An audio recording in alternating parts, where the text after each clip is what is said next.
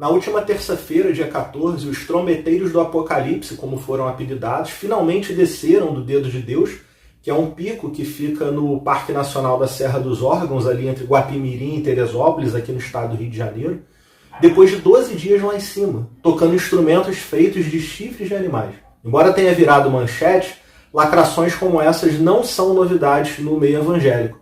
Trata-se do chamado ato profético, que você vai entender aqui comigo agora. Nas escrituras sagradas judaico-cristãs, existem narrativas de profetas que realizaram o que a gente chamaria hoje de intervenção ou performance pública para transmitir determinada mensagem de maneira impactante, às vezes recorrendo a uma representação alegórica. A pregação de Isaías nu, no próprio livro de Isaías, capítulo 20. O cinto de linho enterrado às margens do rio Eufrates, ali no livro de Jeremias, capítulo 13. A botija de barro quebrada diante do povo, em Jeremias também, capítulo 19, seriam exemplos dessa pedagogia pública dos profetas. Daí a suposta origem dos atos proféticos realizados em nossos dias, com a diferença de que na antiguidade o profeta era, antes de tudo, alguém com capacidade analítica para ler a conjuntura e antecipar para o seu povo consequências do rumo tomado pelo coletivo a quem ele se dirige. Isso era comunicado mediante pregação ou escrita, em regra, mas às vezes a comunicação se dava ao público amplo através de um ato simbólico, um gestual, quase teatral, talvez para gerar aquele boca a boca pelo impacto, né? Ocorre que hoje em dia, a leitura fundamentalista sobre esses textos leva um conjunto de religiosos a realizarem e a uma massa de crentes a acreditarem que tais performances teriam o condão de, por si mesmas, alterarem a realidade de maneira mágica, como se fossem uma licença divina para intervir no tempo e no espaço, de modo a alterar o curso da história. E é aqui que começa o primeiro problema, que é o descompasso entre a ação dos profetas antigos e os chamados atos proféticos contemporâneos. Porque esses atos de hoje revelam a incapacidade de leitura e compreensão madura da realidade por parte desses líderes religiosos. Porque se no passado o profeta, por exemplo, pegava um cinto de linho, enterrava na beira do rio, desenterrava ele podre para demonstrar para o povo, olha, isso aqui que vai acontecer com o nosso reino, né? Hoje em dia os chamados atos proféticos seriam o contrário. São líderes cristãos que manipulam objetos como se fosse um encantamento, visando obter o resultado. Ou pegando esse exemplo de Jeremias 13, né? É como se o pastor ou a pastora pegasse esse cinto de linho e enterrasse na beira do rio para que o outro reino apodrecesse a partir desse gesto. Esses atos proféticos, sempre com aspas, eles nascem lá fora e encontram um terreno fértil no Brasil, em função da nossa cultura religiosa, sincretista, animista. É difícil dizer com exatidão a data em que esse fenômeno foi introduzido no nosso país. Mas é possível estimar um período através dos relatos das próprias figuras públicas que trouxeram esse movimento para cá. A pioneira seria a missionária Neuza Itioca, consagrada apóstola por uma internacional de pastores com sede nos Estados Unidos. Ela teria participado de um congresso chamado de Conferência Internacional dos Gideões, em 1973, que reuniu 300 pessoas em cima de uma montanha na Coreia do Sul. Ocasião na qual um dos líderes da dita conferência quebrou um vaso de barro diante dos presentes, dizendo que aquilo representava a destruição do que ele chamava de idolatria na Polinésia. Bom, se ele acreditava que a religião dos polinésios iria mudar depois disso, não sabemos. Mas é certo que isso influenciou muito o modo como Neuza Itioca passou a usar esse recurso. O fato é que no ano 2000, Neuza decidiu botar os seus métodos em prática, legando a nós um caso emblemático, porque mostra bem as características de um tipo de misticismo que tem suas raízes na imaturidade do ser humano, especialmente a religiosa, imaturidade não só da missionária como dos seus adeptos. Nessa época, São Paulo passava por uma onda de sequestros e, segundo as próprias palavras da missionária Neuza, Deus teria dito a ela assim: tem que fazer um ato profético. Ao que ela teria respondido: mas como eu vou fazer um ato profético? Aí Deus teria dito: eu sei que quem está por trás desses sequestros é uma gangue. Daí ela relata o que pensou. Palavras dela, mais uma vez. Vou até ler aqui, tá longo. Pela minha experiência de ministração, as gangues são dirigidas por pessoas comprometidas com Satanás. Então eu comecei a pegar um papel a dizer: Senhor, aqui está o pacto satânico escrito com sangue humano. E olha, a igreja vai rasgar. Aí ela continua dizendo que falava assim: Tu sabes o que este papel simboliza no mundo espiritual? Um pacto satânico que foi feito com sangue humano. Agora, Senhor, a igreja vai destruir este pacto satânico e estes sequestros vão deixar de existir.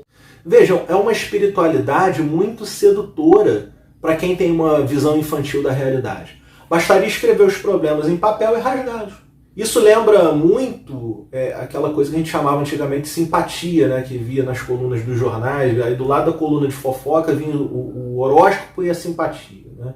Eu não quero desmerecer a simpatia, tá, gente? Com todo respeito à simpatia, mas se a eficácia dela já é questionável do ponto de vista pessoal, imagina lidar com problemas sociais a partir dessa abordagem.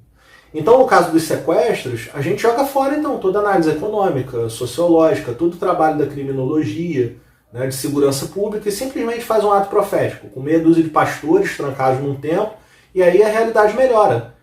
Bom, essa é a lógica de algo que não faz o mínimo sentido, e que é operada pela apóstola Neuza Etióquio. Bom, tempos depois, Neuza disse que participava de um congresso religioso em Goiânia, no ano de 2002, quando o orador Rony Chaves, um apóstolo americano, apesar do nome, ordenou que os participantes ungissem o Brasil com óleo. Acreditem. Ela contou que dali saiu a ideia de fretar um voo para percorrer toda a fronteira brasileira, aspergindo óleo sobre as cidades. Bom, se é verdade isso, não sabemos que tenha sido de fato contratado esse voo. E quem bancou esse suposto voo, a gente sabe menos ainda.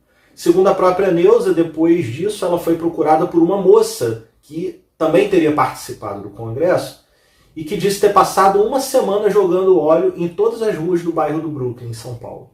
A moça também, segundo a Neuza, relatou que ao final desses 7 dias em que ela passou jogando óleo nas ruas, uma moradora do bairro se dirigiu a ela e disse que não poderia mais morar ali. Ao que Neuza relacionou essa fala ao próprio Satanás, que teria falado pela boca da moradora.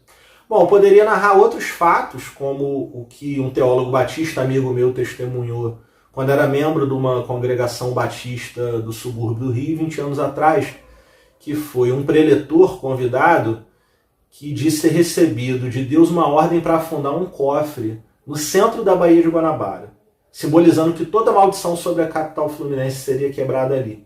Eu fico pensando, na verdade, que Deus deve estar com o sinal da internet cortado desde então, né? Porque basta olhar para os 20 anos de história recente do Rio de Janeiro para ver que o meu estado continua sendo a sucursal do inferno com potencial para desbancar a matriz.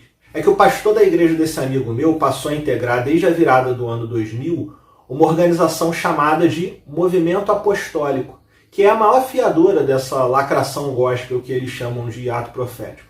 Na verdade, essa é só a parte mais visível de um movimento religioso repleto de excentricidade. O maior nome desse movimento no Brasil é hoje alguém que está se tornando uma figurinha carimbada aqui no nosso canal, que é o René Terranova, que foi pastor até ser consagrado apóstolo por um outro charlatão da fé norte-americano chamado Morris Cerulo. O nome é esse, de personagem de telecat mesmo. Ele teria inaugurado no Brasil esse movimento apostólico, com maiúsculas, né? Movimento apostólico seria o nome próprio desse movimento, atribuindo ele a si próprio o título de Pai Póstolo, acreditem, já que ele seria o Papa, né? Porque o Pai Póstolo, apóstolo Pai, o Papa, um Papa gospel, né? Imagina. Assim ele estaria acima dos demais, dando um show de patriarcado e revelando o seu modo de ver e organizar o mundo. E por que não dizer de grande parcela do segmento cristão. Mas não se engane que o movimento apostólico não para por aí. O próprio René Terranova agregou às suas operações um método chamado de Igreja dos 12, apelidado de Movimento G12 pelos iniciados aí na cultura gospel. Tem muita coisa na internet sobre isso, mas para economizar seu tempo, basta eu dizer que é um esquema de pirâmide religiosa onde aqueles que são tragados pelas chamadas células ficam sujeitos a uma série de manipulações psicológicas com finalidade religiosa, realizadas por leigos ali no limite do charlatanismo, né? Hipnose, regressão e todo tipo de transe pode estar aí no cardápio desses encontros das células de grupo dos 12, ou G12. Veja bem, eu não estou dizendo que toda evangelização baseada em pequenos grupos nos lares siga esse modelo, tá, gente? Pelo contrário, tem igrejas, mesmo as tradicionais, que adotam uma prática de evangelização que estimula o surgimento de pequenas lideranças ao promover cultos domésticos. Mas não é a isso que eu estou me referindo. Eu estou falando dessas práticas de manipulação psicológica para obter resultados religiosos que o René Terranova introduziu no Brasil, junto com os atos proféticos dos quais a gente começou a falar. Aliás, essa adaptação religiosa do esquema de pirâmide pelo René Terranova caiu como uma luva para uma empresa religiosa como a dele, baseada em um estado cheio de desafios logísticos como a Amazônia. É uma maneira de garantir a adesão de pessoas distantes da capital, que não têm condição de estar sempre no templo majestático que ele construiu em Manaus. Daí que os crentes são mantidos em mobilização constante através dessa tática e vêm do interior quase que em regime de peregrinação ou romaria, nas ocasiões em que o pai apóstolo emula festas do calendário religioso judaico na sede da sua corporação. Bom, daí que o arremate vem da seguinte maneira. Todo esse movimento apostólico visa como finalidade última desenvolver um colegiado de superlideranças regionais capazes de arrebanhar muitos crentes e explorar o potencial eleitoral, convertendo esse movimento em um movimento político de massas. Não se engane. Então, para esse papo não ficar muito longo, eu quero extrair 3 conclusões aqui.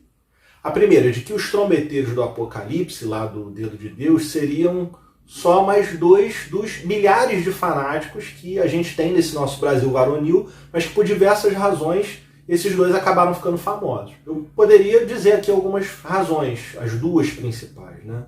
Primeiro, por terem feito a besteira de acampar no topo do Dedo de Deus, sem autorização, sem equipamento de alpinismo, chegando a bordo de um voo não autorizado, que ninguém sabe até agora quem pagou, nem quem pilotou.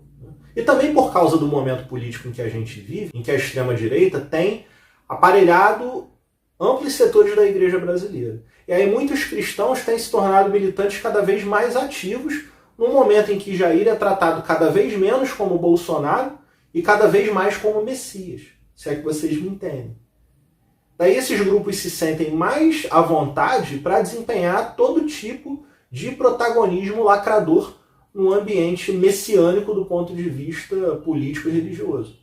Bom, a segunda conclusão é que, por um lado, as vanguardas políticas intelectuais dos setores progressistas deveriam olhar, eu acho, assim, com mais carinho para esse sujeito chamado teólogo ou teóloga, que é quem vai ajudar a decodificar esse tipo de comportamento que tem brotado no seio da sociedade brasileira. Cientistas da religião também, eu os vejo muito escanteados quando pintam esses assuntos, né? Quando um caso como esse dos trombeteiros cai na conta do folclórico, a gente perde a oportunidade de dar voz a um especialista para que ele ajude a sociedade a entender e lidar melhor com esses fenômenos. Por outro lado, eu vejo muitos teólogos e cientistas da religião se furtando a dar uma palavra política mais incisiva perante essa pataquada toda e por diversas razões. Eu só acho que cabe a nós dar esse passo à frente no sentido de comunicar uma visão científica sobre a religião em geral e o cristianismo em particular. A gente sabe que os televangelistas têm o dízimo na mão e o reinvestem em seu poder simbólico, na sua autoimagem, e que fica difícil competir com esses caras.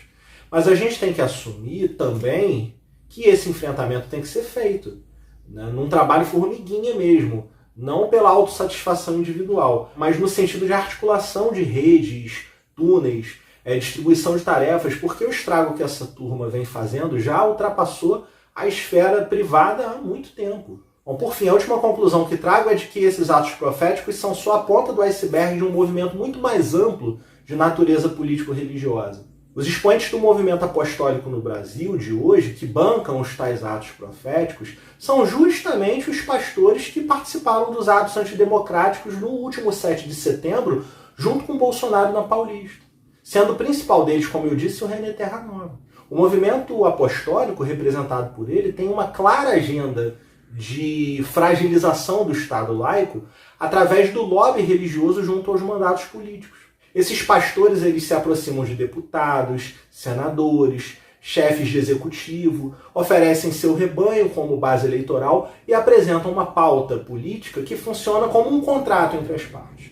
uma espécie de tratado entre a igreja e o governante da ocasião. A cada vez que a pauta avança, os pastores saem fortalecidos e com mais credenciais perante a sua base, o que reforça a adesão desses setores populares que estão ao seu comando ao governante com quem se celebra esse tratado. Bom, ao final de cada mandato, a pauta conservadora avança, os laços que unem esses pastores e políticos se fortalecem, os mandatos reacionários aumentam, as igrejas também, e o que é mais importante, a arrecadação de dízimos cresce de uma maneira consistente, financiando de volta todo esse sistema. Lembrando, claro, que pouquíssimas dessas igrejas mantêm uma estrutura caritativa e que a arrecadação é quase que inteiramente revertida para o patrimônio pessoal do fundador da denominação, né, que ofere um lucro sem risco, com baixíssima tributação e sem os rigores que o Código Civil e Comercial exigem das sociedades empresárias, ou mesmo das associações civis, já que as igrejas são reguladas ou desreguladas, dependendo do ponto de vista, ou num estatuto especial dentro do ordenamento jurídico brasileiro, que dificulta a transparência das contas e a justiça da administração interna. Mas, como eu disse, esse é um papo que a gente ainda vai levar à frente. Eu vou falar um pouco sobre cada um desses líderes religiosos que apoiam hoje o governo e se encontram no fluxo desses movimentos religiosos e que vez ou outra vem à tona como algo exótico praticado pelos seus adeptos. Bom, se você tem alguma questão, deixa aí nos comentários, porque eu leio e respondo todos eles, até quando me xingam. E se você gostou, se inscreve no canal, ative o sininho das notificações, compartilha nas suas redes, porque a meta é chegar aos 1000 inscritos até o final do ano. Um abraço.